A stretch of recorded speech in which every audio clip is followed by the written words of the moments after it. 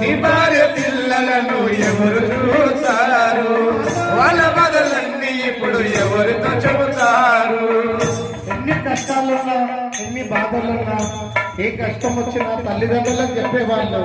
నాన్న ఉన్నాడు, నా బాధ తీరుస్తామని నా కొడుకులు, నా భర్త ఉన్నాడు, ఏ కష్టం వచ్చినా ఏ బాధలు వచ్చినా నా భర్త తీరుస్తారని ఆ భార్య చెప్పుకునేది.